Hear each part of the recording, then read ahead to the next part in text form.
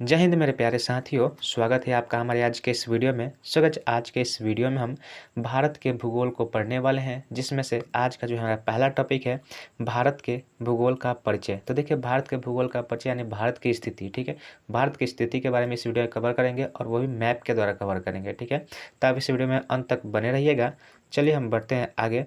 तो देखिए, यहाँ पे हमारा जो पहला नंबर टॉपिक है, यहाँ पे भारत के भूगोल की स्थिति, ठीक है। अब यहाँ से हमारा जो क्वेश्चन शुरू होता है कि देखिए, यहाँ पे है भारत की स्थिति। सबसे पहले हम भारत की स्थिति देखेंगे कि भारत की स्थिति कैसी है। तो वो जो है उत्तरी गोलार्ध एवं पूर्वी देशांतर में है, ठीक है। अब हम यहाँ पे ग्लोब देखते हैं। एक जैसे ग्लोब हो गया, तो ग्लोब में क्या होता है कि यहाँ पे 4 दिशाएं होती है, ठीक है। और इसमें जो है उत्तरी गोलार्ध और पूर्वी देशांतर का मतलब क्या होता है, यह उत्तर साइड हो गया और यह पूरब साइड हो गया, ठीक है। तो यहाँ पे जो है भारत की स्थिति है, जिसके लिए यहाँ पे हम कहते हैं कि यह भारत की स्थिति किस में है, उत्तरी गोलार्ध और पूर्वी देशांतर में, ठीक है। उत्तर पूर्वी यह दिशा हो गया। अब देखिए, अब यहाँ से हम आगे नेक्स्ट देखते हैं लाइन, भारत की आकृति, ठीक है। तो भारत की आकृति क्या है, तो भारत की आकृति जो है चतुष्कोणीय है। देखते हैं आप यहाँ कोण है, यहाँ पे भी कोण निकलता है, यहाँ पे भी निकल रहा है और यहाँ पे भी निकल, यानी भारत की स्थिति क्या है, चतुष्कोणीय है, ठीक है। चलिए, अब देखिए यहाँ पे भारत का अक्षांशीय विस्तार। भारत के अक्षांशीय विस्तार की बात करें तो देखिए, भारत का अक्षांशीय विस्तार कैसे देखा जाता है। तो देखिए, आपका जो भूमध्य रेखा हो गया, तो भूमध्य रेखा से यहाँ ऊपर की तरफ जाइएगा तो कुछ दूरी के बाद जो है आपका भारत की स्थिति शुरू होती है। यानी कि भूमध्य रेखा पर भारत नहीं है, ठीक है। भूमध्य रेखा से ऊपर में है भारत का है। तो देखिए वो कितना डिग्री है, तो 8 डिग्री 4 इंच से लेकर 37 डिग्री 6 इंच तक उत्तरी गोलार्ध में, यानी अब यह आपका उत्तरी गोलार्ध हो गया और नीचे वाले दक्षिणी गोलार्ध हो गया, ठीक है। तो उत्तरी गोलार्ध में यह 8 डिग्री 4 इंच से 37 डिग्री 6 इंच के बीच में यह स्थित है, ठीक है। अब वहीं पे अगर हम इसके देशांतरीय विस्तार की बात करें, तो देशांतरीय विस्तार में यह क्या है, तो यह 68 डिग्री 4 इंच से 97 डिग्री 25 इंच पूर्वी देशांतर में है, ठीक है। अब देखिए, अब यहाँ पे है भारत का जो है विश्व में क्षेत्रफल की दृष्टि से इसका भारत का जो स्थान है क्षेत्रफल की दृष्टि से 7वां नंबर स्थान है, ठीक है। और अगर जनसंख्या की दृष्टि से बात करें तो जनसंख्या की दृष्टि से इसका जो है दूसरा नंबर पे स्थान है भारत का, ठीक है। तो यह जितने भी हम टॉपिक किए, जितने भी यहाँ पे हम पॉइंट किए, सभी इंपॉर्टेंट पॉइंट है परीक्षा के दृष्टि से, आप इसको नोट कर लीजिएगा। चलिए आगे बढ़ते हैं। तो देखिए, आगे अगर हम यहाँ पे अगर हम क्षेत्रफल के दृष्टि से बात करें कि क्षेत्रफल के दृष्टि से कौन कौन से राज्य आते हैं, उनको क्या होता है, क्रम से याद किया जाता है, ठीक है।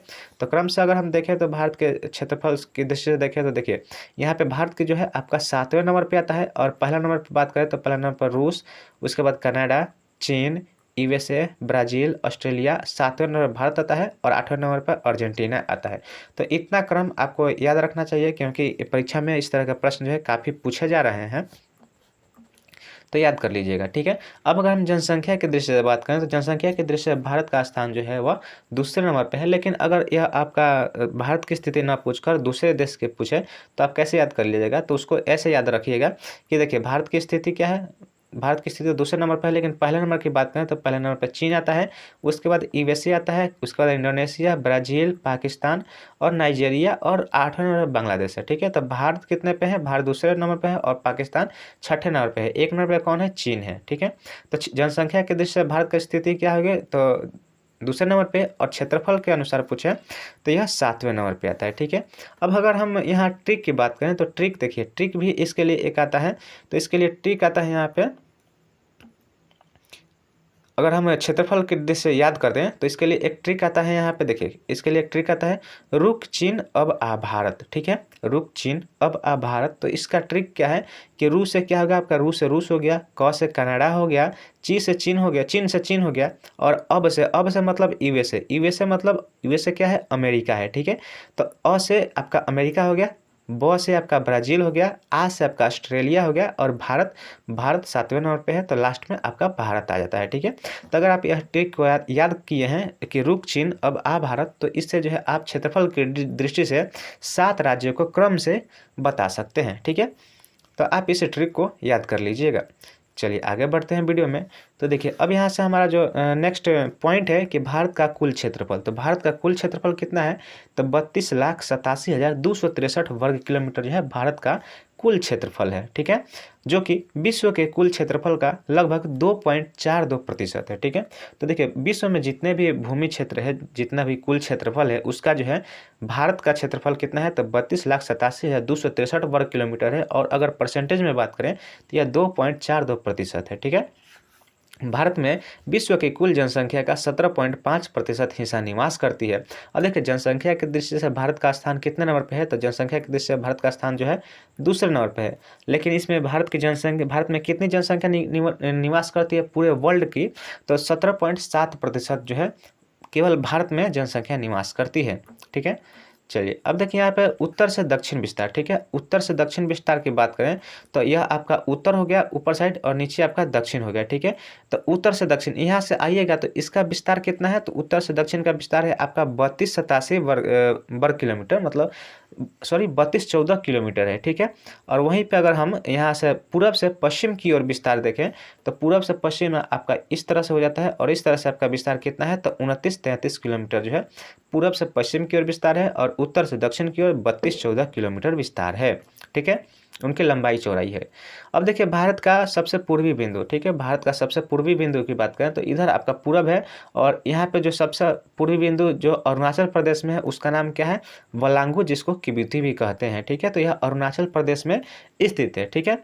वहीं पे अगर हम इसके यहाँ पे पश्चिमी बिंदु की बात करें तो पश्चिम आपका इधर आ जाता है और यहाँ पे पश्चिम में यहाँ पे आपका गुजरात है और गुजरात में जो है जो सबसे पश्चिमी बिंदु है उसका नाम है सरक्रिक, जो कि कच्छ जिला में स्थित है, ठीक है।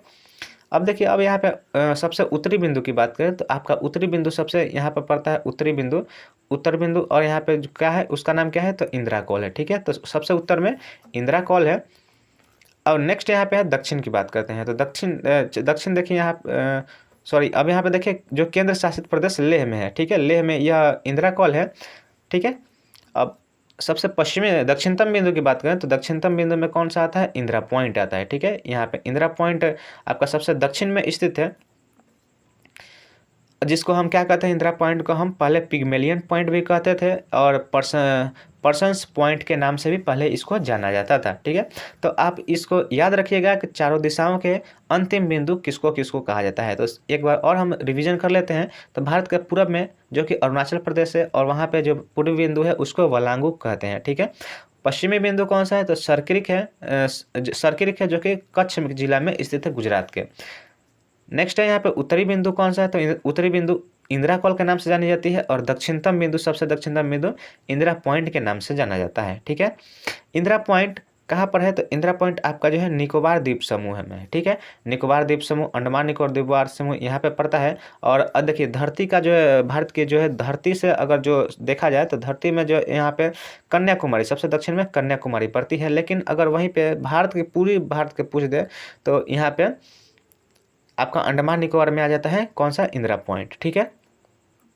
चलिए अब देखिए भूमध्य रेखा से भारत की दूरी। तो देखिए भूमध्य रेखा से भारत की दूरी कितनी है तो 876 किलोमीटर है, ठीक है। भूमध्य रेखा से भारत की दूरी 876 किलोमीटर। हमने आपको पिछले पेज पे दिखाया था कि भारत की स्थिति क्या है, ये ऐसी है, ठीक है। तो यह जो है यह आपका भूमध्य रेखा हो गया ये वाला, और यहाँ से जो आप यहाँ भारत यहाँ पे स्थित है तो यह जो बीच की जो दूरी है वह कितनी है तो 876 किलोमीटर है, ठीक है। तो भूमध्य रेखा से दूरी वह हो गया आपका 876 किलोमीटर भारत है, ठीक है।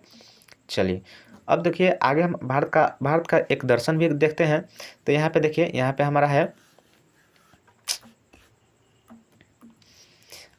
प्रायद्वीप। भारत का सबसे दक्षिणतम भाग क्या है, तमिलनाडु में है, ठीक है। भारत के तमिलनाडु में जो कि हमने बताया कैप कैमोरिन, जिसको हम क्या कहते हैं कन्याकुमारी भी कहते हैं, ठीक है। कन्याकुमारी में कैप कैमोरिन स्थित है जो कि भारत के सबसे दक्षिणतम बिंदु तमिलनाडु में स्थित है, ठीक है, और स्थल मार्ग का वाला, ठीक है। और देखिए भारत की स्थल सीमा की लंबाई की बात करें तो भारत में स्थल सीमा की कुल लंबाई 15,200 किलोमीटर है, ठीक है। तटीय भाग की लंबाई की बात करें तो तटीय भाग की लंबाई है 7516 किलोमीटर द्वीप समूह को मिलाकर, ठीक है। वहीं पे अगर हम केवल प्रायद्वीप भारत की तटीय सीमा की लंबाई बात करें, तटीय सीमा क्या होता है, तटीय सीमा जो समुद्र से जुड़े हुए जो सीमाएं हैं वह जो है उसकी लंबाई कितनी है तो उसकी लंबाई जो है 6100 किलोमीटर है। भारतीय मानक समय रेखा जो है वह 82.5 डिग्री पूर्वी देशांतर पे है। ठीक है, यह आपका क्वेश्चन जो काफ़ी बार पूछा गया है कि भारत की मानक समय रेखा कितने डिग्री देशांतर पे है, तो 82.5 डिग्री पूर्वी देशांतर पर स्थित है। भारत का मानक समय रेखा भारत के कितने राज्यों से होकर गुजरता है, बहुत ही इंपॉर्टेंट पॉइंट है। भारत का मानक समय रेखा जो है 5 राज्यों से होकर गुजरता है। ठीक है, जिसमें से आपका पहला है उत्तर प्रदेश, दूसरा है छत्तीसगढ़, यह क्रमशः है। ठीक है, क्रमशः जो जिस तरह से यामोत्तर रेखा, इसको यामोत्तर रेखा भी कहते हैं, मानक समय रेखा पहले किस में जाता है, तो उत्तर प्रदेश में होते हुए, छत्तीसगढ़ होते हुए मध्य प्रदेश में जाता है, उसके बाद आंध्र प्रदेश और उसके बाद जो है आपका उड़ीसा में जाता है। ठीक है, अगर हम इसको अब देखिए यहाँ पे मानक समय, देखिए भारतीय मानक समय जो है वह ग्रीनविच समय से कितना आगे है, तो आप भारतीय मानक समय रेखा जो है जो ग्रीनविच से 5.5 घंटा आगे है, यानी कि भारतीय मानक समय रेखा और ग्रीनविच के बीच का अंतर जो है 5.5 घंटा का है। ठीक है, भारतीय समय ग्रीनविच समय से आगे चलता है, 5.5 घंटा आगे चलता है। ठीक है, सर्वाधिक राज्यों की सीमा को छूने वाला, अगर हम भारतीय राज्य की बात करें तो सर्वाधिक राज्यों को छूने वाला भारतीय राज्य कौन सा है, उत्तर प्रदेश है। ठीक है, और उत्तर प्रदेश जो है टोटल 9 राज्यों से सीमा बनाता है, जिसमें से आपका 8 राज्य होते हैं और एक केंद्र शासित प्रदेश होता है जिसका नाम दिल्ली है। ठीक है, और 8 राज्य से सीमा जो है उत्तर प्रदेश का जुड़ा हुआ है। ठीक है, तो पहला राज्य आता है उत्तराखंड, दूसरा हरियाणा, तीसरा यहाँ पे दिल्ली जो कि केंद्र शासित प्रदेश है और यह भी जुड़ा हुआ है, तो इसको जो है राज्य में नहीं लिया जाता है। तो अगर देखिए भारत का सीधा राज्य पूछे कि भारत के कितने राज्य उत्तर प्रदेश से लगते हैं, तो 8 लगते हैं और एक केंद्र शासित प्रदेश लगते हैं, और इन तीनों को मिलाकर 9 राज्य बन जाते हैं। ठीक है, तो उत्तराखंड, हरियाणा, दिल्ली, उसके बाद क्या है हिमाचल प्रदेश, उसके बाद राजस्थान, उसके बाद मध्य प्रदेश, उसके बाद छत्तीसगढ़, झारखंड के बाद बिहार। ठीक है, अब आप यहाँ से आप मैप के द्वारा इसको देख सकते हैं कि यहाँ पे जो है आप कहाँ कहाँ पर जो है उत्तर प्रदेश का सीमा लगता है। तो देखिए यह आपका उत्तर प्रदेश हो गया। ठीक है, और यह जिस जिस स्टेट में छू रहा है वह स्टेट जो है उत्तर प्रदेश के साथ सीमा साझा करता है। ठीक है, तो दिल्ली यहाँ पे एक डॉट की तरह यहाँ पे आप दिख रहे हैं, यह दिल्ली है आपका, और बाकी 8 स्टेट जो है इससे जुड़ा हुआ है। ठीक है, चलिए आगे बढ़ते हैं। तो आगे देखिए यहाँ पे हम भारत के कुल 9 राज्य एवं 4 केंद्र शासित प्रदेश जो है समुद्री तट से लगे हुए हैं। समुद्री तट, और जब प्रायद्वीप भारत आप पढ़िएगा तो वहाँ पे आपको देखने के लिए मिलेगा कि 9 राज्य और 4 केंद्र शासित प्रदेश जो है समुद्री तट से भारत के जुड़े हुए हैं। ठीक है, जिसमें से अगर राज्य की बात करें तो 9 राज्य में पहला राज्य आता है गुजरात। ठीक है, तो सबसे गुजरात आपका किस दिशा में है, तो गुजरात जो है भारत के सबसे पश्चिम में है। तो पश्चिम से हम चलते हैं, पश्चिम से ऐसे नीचे उतरते हुए दक्षिण से होते हुए हम क्या करेंगे, पूरब की तरफ चलेंगे। ठीक है, देखिए पश्चिम के इधर पश्चिम भारत आपका हो गया, तो यहाँ से पश्चिम से यहाँ से आइएगा और यहाँ से उत्तर दक्षिण से होते हुए यहाँ पे पूरब की तरफ चलेंगे। ठीक है, तो यहाँ पे आपका जो पहला गुजरात, यहाँ पे गुजरात आ गया, उसके बाद आपका क्या आएगा महाराष्ट्र के बाद गोवा के बाद कर्नाटक के बाद केरल के बाद तमिलनाडु के बाद आंध्र प्रदेश, उड़ीसा और पश्चिम बंगाल। ठीक है, ऐसे होते हुए वहाँ पे जाइएगा, और केंद्र शासित प्रदेश में कौन आता है, तो लक्षद्वीप, अंडमान निकोबार द्वीप समूह, दमन और दीव और पुदुचेरी आता है। ठीक है,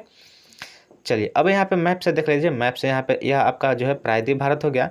प्रायद्वीप भारत यहाँ से शुरू होता है और यहाँ से होते हुए यह आपका जाता है। ठीक है, और यह आपका समुद्र है, तो समुद्र से जुड़े हम यहाँ पे कुल 9 राज्य हैं और 4 केंद्र शासित प्रदेश जो है जो कि भारत के हैं। ठीक है, और समुद्र से जुड़ा हुआ है।